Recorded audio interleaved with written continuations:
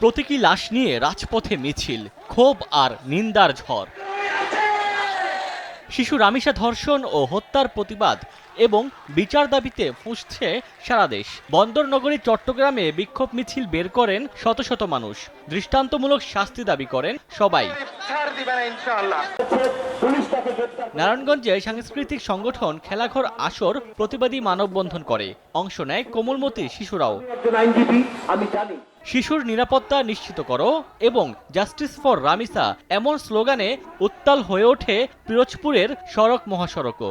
কিশোরগঞ্জ শহরের ঐতিহাসিক শহীদী মসজিদ এলাকা থেকে বিক্ষোভ মিছিল বের হয়।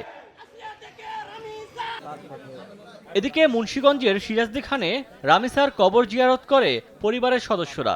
জুমার নামাজের পর ইসাপুর ইউনিয়নের মধ্যম শিয়ালদি এলাকায় কবর জিয়ারতের পর তার আত্মার মাগফিরাত কামনায় দোয়া করেন স্বজনরা। ওমর ফারুক, সময় সংবাদ।